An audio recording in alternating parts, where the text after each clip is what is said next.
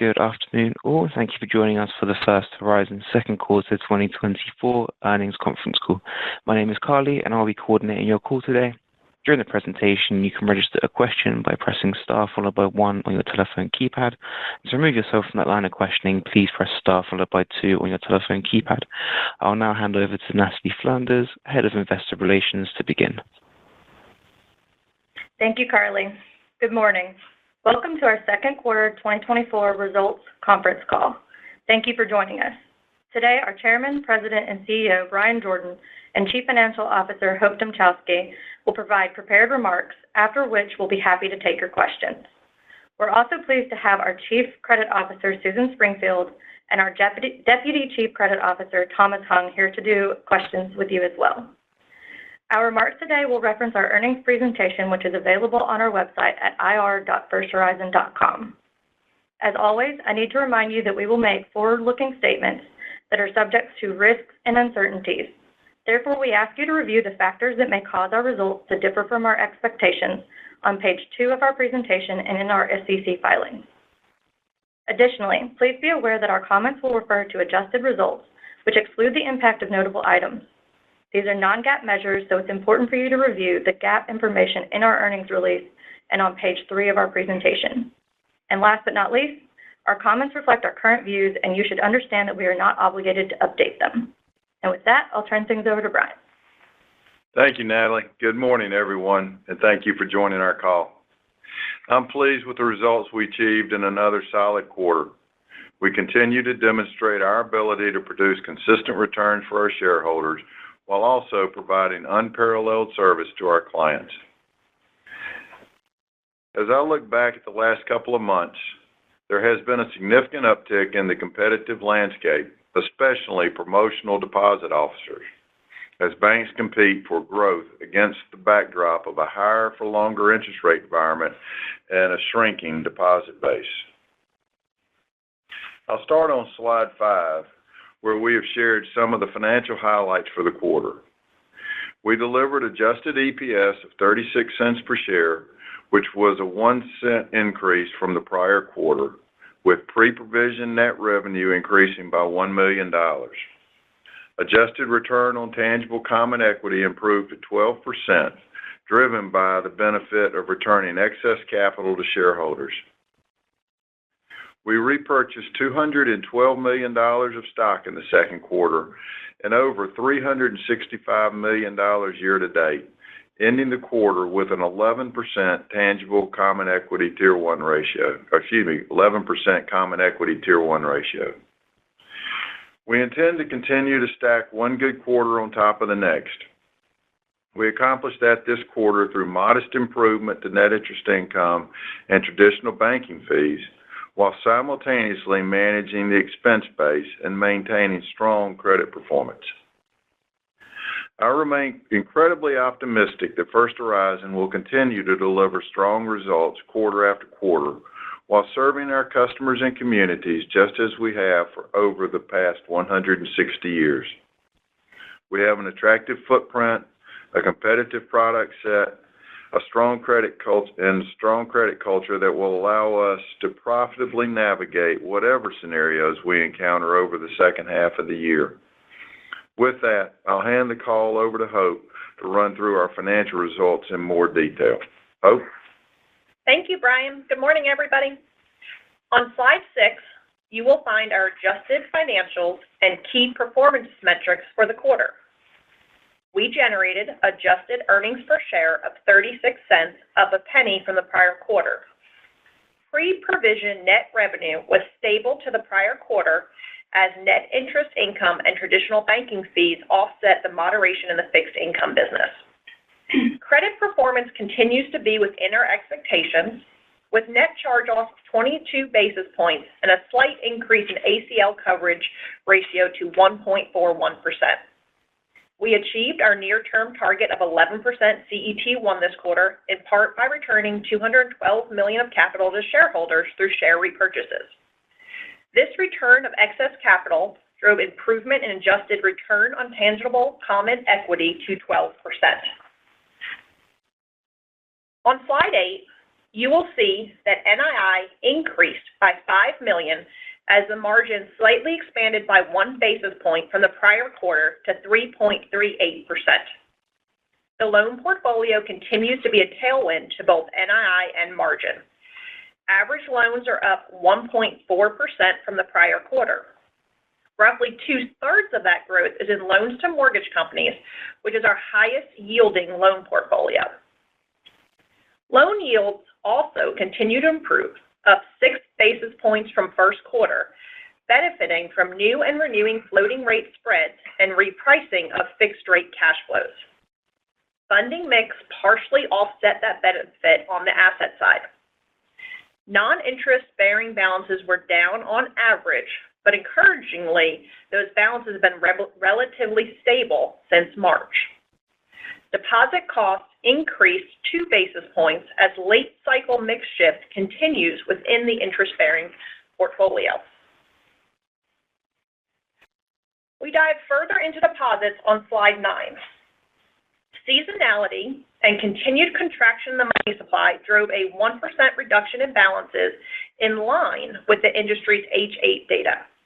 Despite this, we have been successful in retaining our clients with a 95% retention versus the prior year. We have seen stabilization in non-interest-bearing balances for the first time in several quarters, which is illustrated with both average and period-end balances totaling $16.3 billion. The average rate paid on interest-bearing deposits increased 2 basis points to 3.3%. During the quarter, over $1 billion of balances migrated from lower-cost base rate accounts into higher rate retention offers, which increased the spot rate to approximately 3.35%, up 7 basis points from the end of first quarter. On slide 10, you will see that the period-end loans were up $1 billion or 2% from the prior quarter. The spring home buying season drove an increase in consumer real estate as we continue to focus on balance sheet production around the medical doctor program. Seasonality impacted loans to mortgage companies as well, but we also benefited from competitive disruption in this industry, opening or increasing lines for more than 50 clients. CRE loans also continued to fund up, though the pace of that is expected to slow in the coming quarters. As previously mentioned, loan yields were up 6 basis points from first quarter due to wider spreads and fixed cash flow repricing. Spreads on new loans increased 42 basis points year over year. We continue to expect fixed rate loan cash flows to provide opportunity over the next year, with a roll-off yield of approximately 4.6% on $4 billion of cash flows.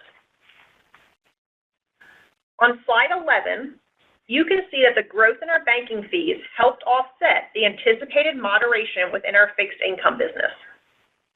Fee income, excluding deferred compensation, decreased $3 million from first quarter. Average daily revenue in our fixed income business stepped down to $488K, resulting in a $12 million decrease to fee income. The moderation this quarter was driven by a reduction in the market's rate cut expectation and lower portfolio restructuring activity. Absent a rate cut, we expect the rest of the year to be similar to this quarter. Mortgage fees increased $2 million due to home buying seasonality. Service charges, card, and digital fees are both up $1.1 million each due to seasonal volume trends that tend to be higher in the second quarter. We saw a $2 million increase in brokerage, trust, and insurance fees as second quarter includes incremental fees for tax filing services within our trust department, and our wealth management fees benefited this quarter from a higher market index. Lastly, other non-interest income increased $3 million, mostly due to incremental swap fees and a gain from a tax credit investment. On slide 12, we show that excluding deferred compensation, adjusted expenses increased less than $1 million. Personnel, excluding deferred comp, was down $11 million from last quarter, mostly due to reduction in incentives and commissions. The $9 million reduction to the incentives was driven by lower fixed income revenue and a step down in retention awards. Offsetting the personal decrease was a reinvestment into outside services, which increased $10 million from last quarter related to marketing for the new checking account campaigns and third-party services for strategic investments. As we have shared before, we still expect expenses related to our technology investments to moderately increase over the remainder of the year, and we plan to offset those costs by continuing to identify and implement operational efficiencies, which will allow us to keep the expense base flat to down in the back half of the year. Credit continues to perform very well, as you can see on slide 13. Net charge-offs decreased by $6 million to $34 million, or 22 basis points of average loans. Non-performing loans increased $69 million, with declines in C&I offset by an increase in CRE. Though NPLs have increased, clients are still managing through the higher rate environment, with approximately 50% of commercial NPLs still current on their payments. Loan loss provision was $55 million this quarter, increasing ACL coverage slightly to 1.41%. Coverage on the CRE portfolio increased from 1.26% in first quarter to 1.51%, largely driven by the office sector. Overall, we are pleased with how our balance sheet has performed in this cycle and continue to believe credit feels very manageable. On slide 15, we've revisited our NII 2024 outlook. At the end of last quarter, we guided to the lower end of our previous range. However, due to mix shift and increased deposit competition that we saw late in the quarter, we are updating our expectations for net interest income to range to flat to down 2%. We are assuming a relatively flat balance sheet in the back half of the year as we continue to remain disciplined on loan pricing and client selection. The higher for longer environment, in addition to heightened competition from new entrants into our markets, has pressured funding mix and deposit costs more than anticipated. As I previously mentioned, we are pleased to see stability in our non-interest-bearing deposits for the first time in several quarters. However, we've continued to see more mix shift than expected within the interest-bearing portfolio. During the quarter, over $1 billion of balances migrated from lower cost base rate accounts into higher rate retention offers. Our average base rate account yields approximately 50 basis points, while our retention offer is roughly 4%. All other guidance remains unchanged, and we will continue to seek efficiencies to help offset revenue pressures and improve shareholders' return. Lastly, you can see that we've achieved our near-term CET1 target of 11%. We plan to maintain CET1 around that 11% level, and we can reassess moving towards our longer-term target of 10 to 10.5% as we gain more certainty around the macroeconomic and regulatory environment. As you turn to slide 16, I'll give my closing thoughts. I'm extremely proud of the work that our company has accomplished in the first half of this year. The macroeconomic outlook for 2024 has changed significantly in the last 6 months.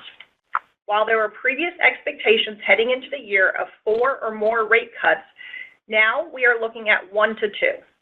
But despite all the changes around us, we continue to grow earnings per share quarter after quarter. I believe that the experience and knowledge of our bankers, our teams, and our leaders give First Horizon the flexibility to efficiently and effectively navigate any economic cycle. As we advance to the second half of the year, we continue to expect strong performance from our diversified business model. We will continue to identify operational efficiencies to counter headwinds in revenue. We will also remain diligent on managing our capital, our balance sheet, and our credit performance in order to deliver attractive returns near term and into the future. Now, I'll give it back to Brian. Thank you, Hope. I echo Hope's sentiments. We have demonstrated our ability to execute in changing economic and competitive environments. We know how to pull the necessary levers in order to operate profitably. I have complete confidence in our ability to continue doing so over the back half of 24 and beyond. I firmly believe that one of First Horizon's greatest attributes is our southeastern footprint and our established client base. While that attracts some of the greatest competition, I remain confident that we have the associates, the client relationships, and the dedication to maintaining an unparalleled banking franchise in the South. As always, I'm grateful for the great work of our associates in serving their customers and their communities.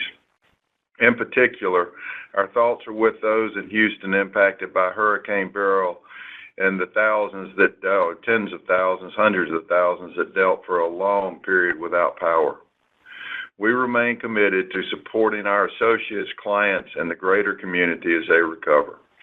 Carly, we can now open it up for questions. Thank you very much, Brian. If you'd like to ask a question, please press star followed by 1 on your telephone keypad. And if you'd like to remove yourself from that question queue, please press star followed by 2.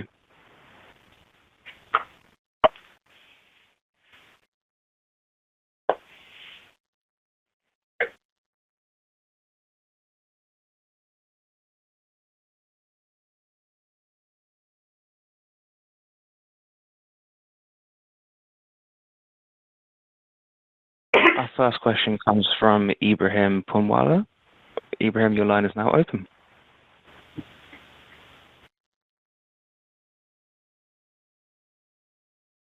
Ibrahim, can we check that your line is not locally muted? It appears that we can't connect to Ibrahim, so we'll move on to the next question. Next question comes from John Armstrong of RBC Capital Markets. John, your line is now open. Hey, thanks. Good morning. Morning, John.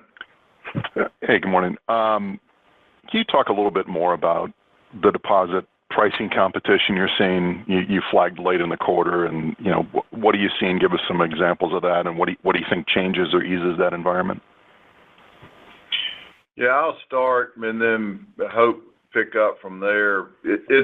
It's interesting to see the impact it had on our balance sheet. There have been an increasing number of deposit offers that are specials across our footprint. We saw them from large and medium and small competitors. And it had the effect of driving a higher cost in our existing customer base. The number of customers who came in with offer from somebody else at a higher rate, and then our need to match or come close to matching that rate picked up over the last month or so of the quarter. There was, north of probably $1.5 billion of that occurring in the back half of the second quarter, third month of the quarter. If you looked at deposit costs early in the quarter, our aggregate cost of deposits dropped early in the quarter, was flattish in May, and then really accelerated in the June timeframe. And the proximate cause is this competitive environment, which in the most narrow sense, we had to match the competitive offer to maintain and defend customer relationships.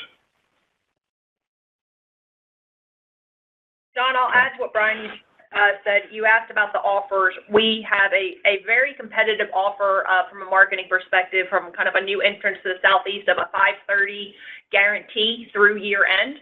And that's been aggressively marketed, walked into most of our branches, and many of our employees here have been kind enough to enter office mail it to me when they've gotten at their houses. And so that we saw kind of mid-quarter, as Brian mentioned, that competitive environment.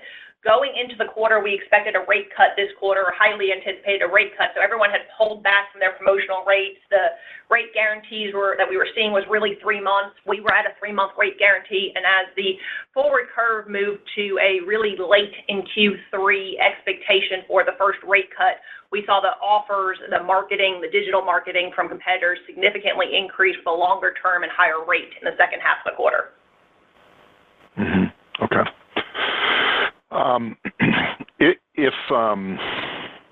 If we don't get a cut, Hope, do you expect this kind of pressure to persist? And I guess to kind of clean this up, talk a little bit about the higher end or the lower end of the NII guide, and kind of what gets you to the higher end or lower end? Thank you. John, I do think that if we don't get a cut in Q3 or this year, the further out that cut gets, the more competitive this environment stays as the money supply continues to shrink out of the economy. I am hopeful that with that first cut, we'll start to see some come back. But as I mentioned, one of the major rate offers that our clients are bringing in, it is a guarantee through year end. So even if we were to see a rate cut in September, there's still an offer out there that is valid through December at a 5.30 rate. But hopeful that will start to subside with the first rate cut and hopefully a second one, not too far behind that. As far as the guidance, absolutely a rate cut we hope will offset the deposit pressure, but we are asset sensitive, and so the earlier that we get the cut in the year, the more that in year we'll be able to kind of see the deposit costs come down to match the loan side repricing. But the loan, 58% of our loan book will reprice, in the month, and we'll have to work that deposit cost back. There'll be a little bit of lag as we walk that deposit pricing back, as well as promos that come off, 3-month, 6-month rate offers. John, I think it's largely a gut call at this point what happens. I think it really depends on what happens with loan demand, how the Fed normalizes its balance sheet, most importantly, and particularly what impact that has on deposits across the industry. The deposit market is still very tight, and I don't think a cut or two is likely to change that very much in the short term. I don't think it makes it very much different if rates stay higher, but I think it's going to be a competitive environment because the Fed is going through this normalization process, and that's going to keep deposit costs probably on the whole more competitive than we might have thought 3 months ago, 2 months ago. Yeah. Okay. All right. Thank you very much. Appreciate it. Thank you. Thank you so much. Our next question comes from Michael Rose of Raymond James. Michael, your line is now open. Hey, good morning, everyone. Thanks for taking my questions. Just if I use the midpoint of the guidance, you guys are looking at negative operating leverage this year. I know it may be a little too early to kind of count or talk about 2025, but do you think return to positive operating leverage next year is in the cards, and kind of what are the factors, rates, improvement in fixed income, and momentum in fees, stuff like that would kind of get you there? I assume, a little bit more balance sheet growth as well. Thanks. Michael, our goal is always to start with the intent as we put together a budget to have positive operating leverage, to manage our efficiency ratio year over year. And so at this point, it's really hard to say what's going to happen with 2024, the rate cut environment right now. The forward curve has 2 this year and 3 to 4 next year. We went into this year thinking 4 to 6, and we might end up 1 to 2. So I expect 2025 we will work hard and we will set a budget that has positive operating leverage, but think that there's going to be a lot of uncertainty going through 2025 on deposit costs as well as money supply. We still, have an inverted curve, so our counter-cyclicals, specifically our capital markets fixed income fees, needs to see that curve steepen, and that will be a huge help for us if we can see that start to flatten out, steepen at the end of next year. Okay, great. Maybe just as a follow-up, as we do think about, hopefully a better growth environment, for you, you've clearly benefited from some, a little bit of momentum in mortgage warehouse, just as rates have come down, a little bit, and we're back to a normal seasonal market. But, the C&I loan utilization is still relatively low. You've had some fund ups in multifamily and construction, things like that. Just, Brian, can you discuss kind of the demand outlook and what you're hearing from your customers? Is it going to take a couple rate cuts to see that utilization move up and see some better loan growth? Thanks. Yeah, particularly, so back up to the first question, in a macro sense, to the extent that the Fed is reducing rates, we think on the whole that will help our counter-cyclical businesses. And as Hope said, philosophically, we start with always trying to drive positive operating leverage, and we have these counter-cyclical businesses. In particular, I think our mortgage businesses will be helped as rates set and then the yield curve reset and the yield curve starts to normalize, particularly if and when it starts to drive refinancing activity, which is likely to occur as the short end comes down and adjustable arms become more affordable. I think as we ended the quarter, something like 18, 19, 20% of mortgage warehouse lending activity was actually refinanced. The rest was purchase money mortgage. That tends to be more balanced over time. So to that point, I think you can see a significant pickup in mortgage warehouse lending. And I think in all likelihood, you'll see a pickup in mortgage lending as the rate curve begins to normalize. Broadly speaking, loan demand is more tepid than we would have thought at this point in the cycle. People are generally cautious about investing. I think the twin mountains of change out there. What is the Fed going to do, and what's going to happen in the presidential and congressional elections, and what does that mean in terms of economic policy? Because there is a lot of divergence between where our two presidential candidates are. So at the end of the day, people are a little more tepid. But I think as rates begin to fall, I think people will become more optimistic, both on a consumer level, particularly in the mortgage space, as well as in the commercial lending spaces. Thanks. I appreciate you taking my questions. Sure. Thank you. Our next question comes from Steven Alexopoulos of JP Morgan. Steven, your line is now open. Steve. Good morning. Hi, good morning. This is Anthony Leon on for Steve. Just to follow up on the question on loan growth from Michael. So your updated NII outlook assumes a relatively flat balance sheet in the back half of the year. Can you just talk about the drivers of the slowdown in loan growth you expect following a pretty solid quarter you saw in the second quarter? I know you mentioned CRE fund ups were slowing.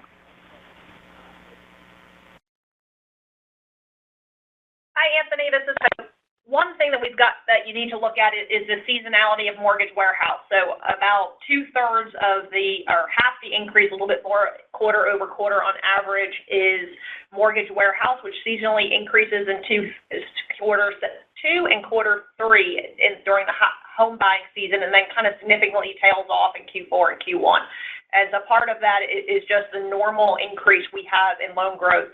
We are reaching the end of, or near the end of, the large fund ups we had from loans we originated the last 2 years in the pro-CRE market. We're not really seeing a whole lot of originations in CRE as we continue. So we're kind of going to tread water in the back half of the year as we see pay downs, cash flows come in with what new lending will be. But Anthony, this is Susan.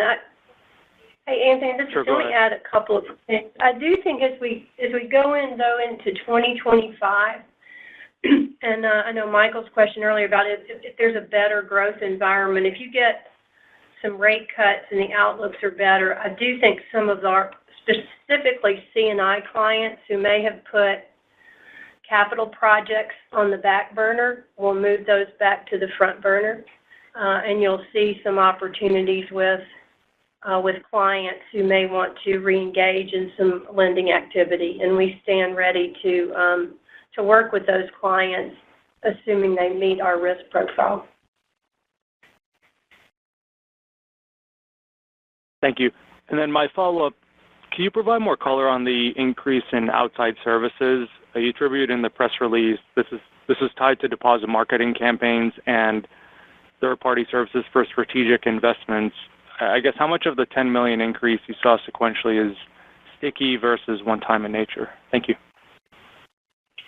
Marketing is a seasonal spend. At year-end and going into the new year, marketing tends not to be very effective, especially with checking accounts. It just doesn't tend to be a seasonal time where we see a lot of movement between banks. And so Q2 and Q3 are typically where we see more effective direct-to-client marketing. And so I think, I wouldn't say sticky as in year over year, as there is some seasonality there. We did mention in multiple previous calls that our technology investments were a little slower to get started at the end of last year and this year than we had originally anticipated. So I think of the technology spend kind of, hitting its run right now, and the marketing being, seasonal throughout the year, typical in past years as well. If you look back to last year's earnings, you'll see the same type of seasonality increase in marketing in Q2 and towards the end of Q3. Thank you. Thank you, Anthony.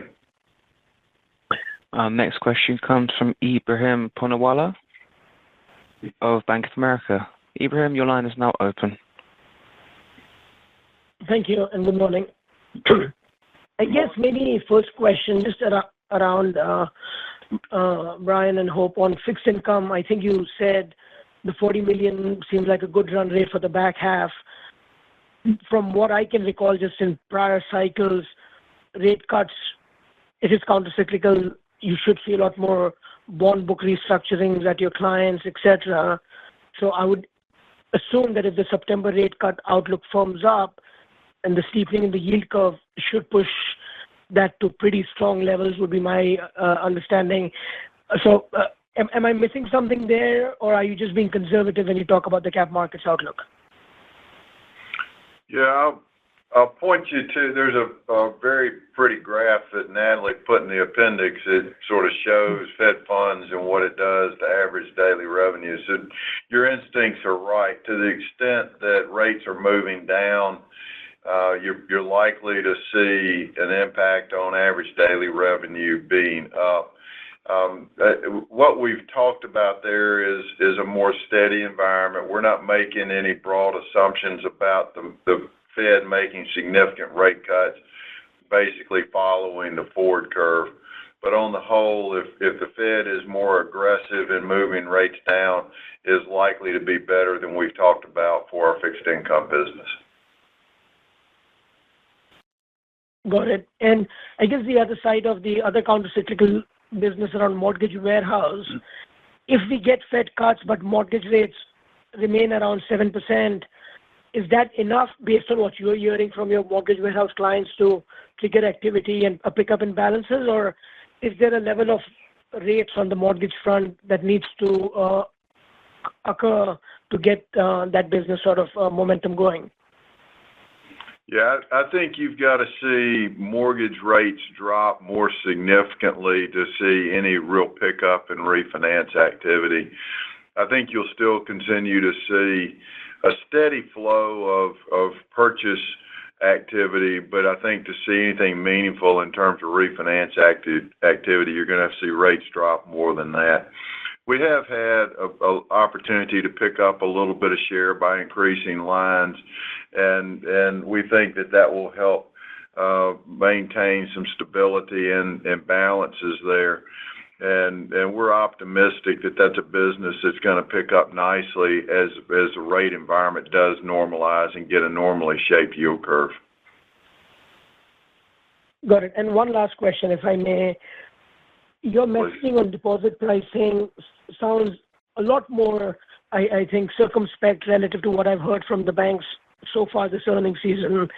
So one, I think remind us, is there a loan-to-deposit ratio that you're managing to, which is causing First Horizon to be a lot more active in bringing in deposits or retaining deposits? And am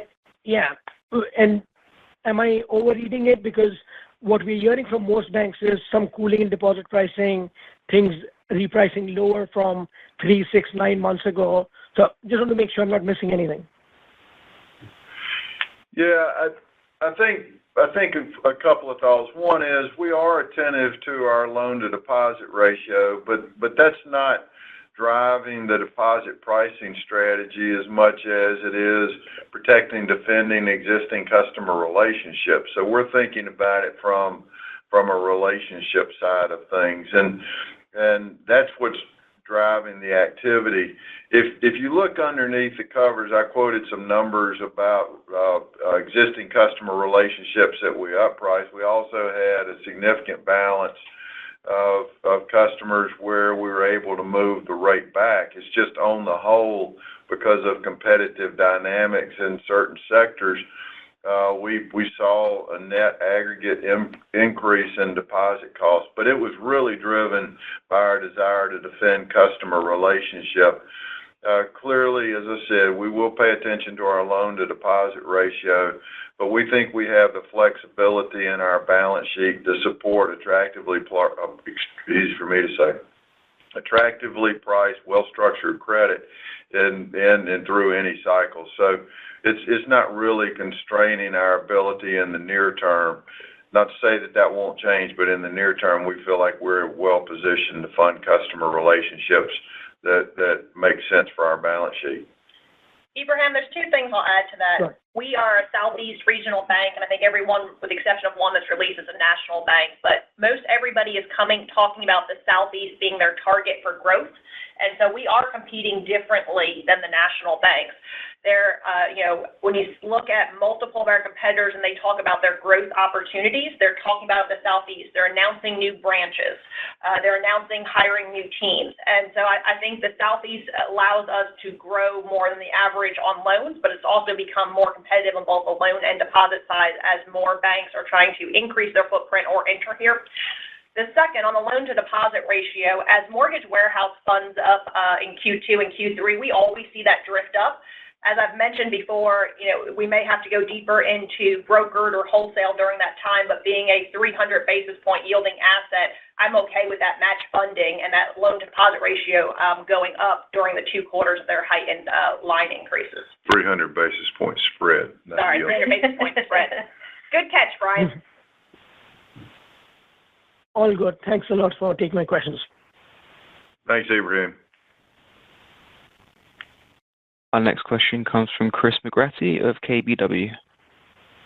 Chris, your line is now open. Oh, great. Morning. Hey, good morning. Morning, Chris. Hey, Brian. Hey, Hope. In terms of the spot margin, do you have that as of June 30th? I'm trying to think about exit velocity as you go into next year with what you're doing with the deposits. We didn't have spot margin, but we do have on slide 9 the spot rate for the quarter, which was 3.35. 3.35 for June. Okay. Yeah. Great. Yeah, that's on slide 9. Great. I must have missed that. Thank you. And then Brian, on capital, you're at the 11. You talked about clarity on regulation and clarity on the economy being the keys to going down to 10.5. Do you think it's a possibility that you could have that clarity in the back half of the year, or is that probably a 2025 event to take down the capital ratios? Yeah, I still think it's a 2025 question. We're not planning on changing our thinking about that in the near term. We want to see the path of rates and what the economy is doing. And as most everybody, we're hopeful that the Fed creates a soft landing for the economy, but we're prepared for something different than that. And until we see greater clarity, we don't plan to reevaluate that. That's perfect. Thank you. Thank you. Our next question comes from Casey Hare of Jefferies. Casey, your line is now open. Great, thanks. Good morning, everyone.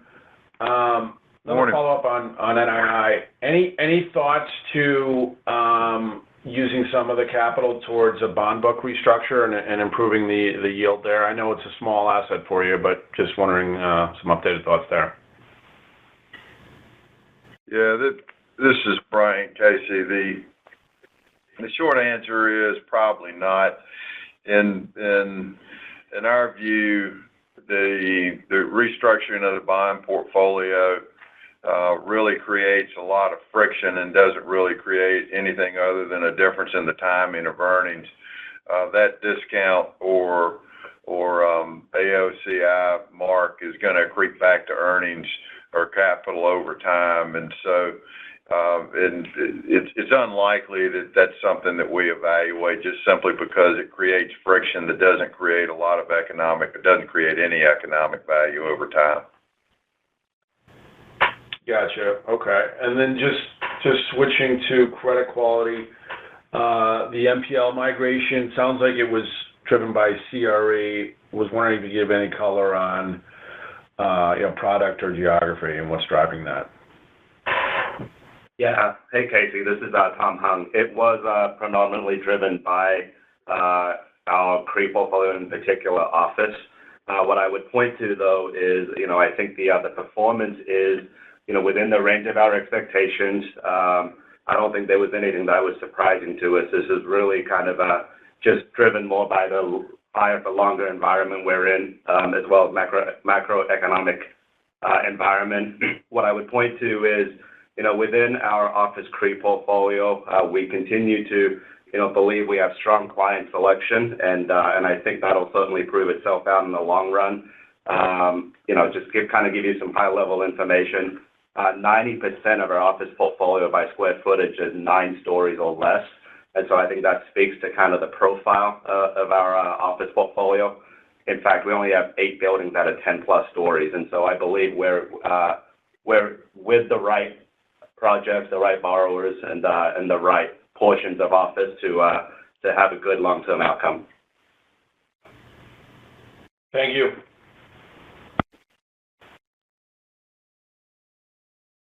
Thank you so much. Our next question comes from Ben Gerlinger of Citigroup. Ben, your line is now open. Morning. Good morning. I was curious if we could talk a little bit about share purchase activity. I know that the CET1, the 10.5 probably next year outcome, or the banks having a pretty good month so far. I was kind of curious how you guys think about the math on buyback, kind of taking into consideration too that that's a relative valuation, but then also the total, the math is a little bit different because the stocks have gone up. I'm just kind of curious, and then if you do continue to buy back, could we theoretically see another reauthorization this calendar year? Because you've used more than half already. So I was just kind of curious your thoughts on overall share purchase activity. Yeah, the buyback activity, we are thoughtful about price and relative value and our expectations of long-term values. We think that even with the significant improvement in stock prices across the industry over the last few weeks, we think we're still at a relative discount, and opportunistically we will continue to use capital to repurchase shares. I don't know how to evaluate as we sit here today about whether we would reauthorize a buyback this year or next. That's a board decision. We have plenty of capacity under the authorization that we have that expires in January of this coming year, 2025, and so we will evaluate that as appropriate. But we do think maintaining excess capital when we can return it to shareholders through a buyback is probably more appropriate that we put it in the hands of our shareholders. And so we will continue to be opportunistic. We'll look at relative valuations, and we'll make decisions later on about whether we need to increase our authorization or not. Gotcha. That's helpful. And then the Hope, I know you said expenses in your prepared remarks. I think you said flat to down in the second half of this year. I was just kind of curious. There's always levers you can pull, especially with a pretty sizable franchise as you guys have. But is that pushing anything out into 2025 that could be done today? I'm just kind of curious on how you get down relative to flat. Yep, Ben, good question. We do expect to be flat to down in the second half of the year. Part of that is in the, as we've spoken about before, our bond business, our FHN Financial had a really good Q1, and we had a high revenue quarter and a high expense quarter, and we expect that to come back down. We've had the TD retention, the first step down in the back half of this year, and we think we've hit the stride of our technology investments. And so we are looking at operational efficiencies. We have in our adjustments a restructuring cost as we continue to look at ways to reduce our costs with a low growth environment, how much headcount do you need? Where were you previously spending money with third parties that you don't need to anymore? The environment has significantly shifted over the last year, and we're looking at every opportunity we can to be as efficient as we can and make sure that we have Brian and I've talked about it before, we're very focused on our efficiency ratio and not letting that grow over time. Okay, that's helpful, but there's nothing being pushed so I'm just trying to think about the hill to climb next year. It's not like you're intentionally kind of making it a little bit bigger by managing to that, correct? Correct. Okay, thank you. Thank you. Thank you, Ben. As a reminder, if you'd like to ask a question, please press star followed by 1 on your telephone keypad. And to remove yourself from that question queue, please press star followed by 2. Our next question comes from Samuel Varga of UBS. Samuel, your line is now open. Hey, good morning. Good morning. I wanted to just go back to the NII guide for 1 second. You assume flattish balance sheet, and obviously with the loan growth year to date, you're kind of close to the middle of the guide you said, and obviously seasonality and the LMC vertical isn't going to help for the second half of the year. So I'm just trying to ask, is there any sort of mix shift assumption within that flat balance sheet, or should we think that loans and securities and cash are all sort of staying relatively flat for the second half of the year? Sam, thanks for the question. When you change your guidance, you run a whole set of scenarios to hopefully only change it once in the year. And so the answer is the flat to down 2% takes into account all of the things that could happen: an increasing deposit cost, a flat balance sheet, a slightly up, slightly down balance sheet. And we feel that whatever is going to happen in the back half of the year, we will hit the new guidance between flat and down 2%. Okay, understood. Thank you. And then just on the deposit side, thinking about late this year, probably 2025 on the sort of the non-interest bearing front, I wanted to get a sense for, I guess, where would you expect that growth to return from? Is it the retail franchise? Is it the commercial franchise? And so what would have to happen for your commercial clients to actually increase the dollars they hold in those NIB accounts? I think the answer is both. We've gotten front-footed on a checking account marketing campaign. We haven't done that in years, really since the MOE, and we saw a lot of success in the second quarter, and so we hope that will continue and we'll see stabilization in the non-interest bearing. I'll also mention, as we look at that, there is a small amount of non-interest bearing, but also interest bearing when we talk about the commercial clients. We've talked a lot about our technology investments. One of the biggest investments we're making is converting and upgrading our treasury management system, and on the back half of that, we expect to complete that conversion in Q3 and some into Q4. We do expect that we'll be able to attract and retain clients and deepen relationships and attract new clients with our new and improved treasury management system. Yeah, I think the opportunities for growth exist on both sides. And in a Fed shrinking its balance sheet world, that money is ultimately coming out of customer accounts too. And if you look at customer accounts, they've been declining over the last several months and really going back a year or so. But we think there are opportunities, as Hope said, to grow both on the consumer side. We've got a checking offer that is showing very good signs early in the process. We think the completion of the Treasury integration effort will be very significant in terms of our ability to continue to grow and to market that product. So we're optimistic on both sides. And as we've said a number of times, we're in a very attractive footprint. It's competitive, but it's a very attractive footprint, and we think that gives us plenty of opportunity to invest in some of these higher growth markets where we have, in many cases, smaller shares. And so we're optimistic about our ability to invest and grow across this 12-state footprint. Got it. Thanks for all the color. I appreciate it. Thank you. Our next question comes from Christopher Marinac of Janney Montgomery Scott. Christopher, your line is now open.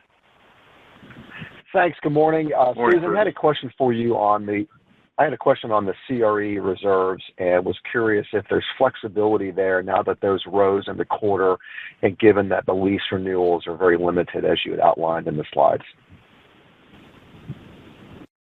So your question is can you repeat the question, Chris? Is there flexibility on your reserve? Can your reserve for CRE grow less than we just saw just because you've got limited renewals and sort of addressed what you needed to this last quarter? Yeah, I do believe that, especially as rates have continued to, they've been stable. If they come down, we're going to see, I think, a good bit of relief on commercial real estate and actually C&I and everybody.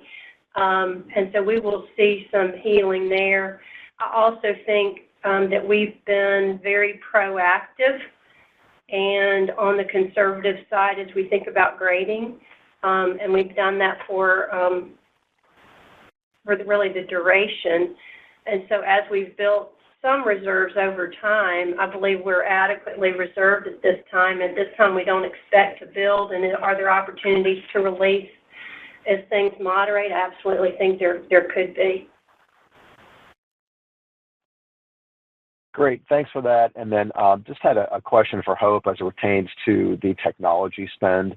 I know you mentioned that it was sort of slow on the pace, but as it accelerates, is it going to be treasury management things like you mentioned, or will it be upping other initiatives back towards the core at the bank?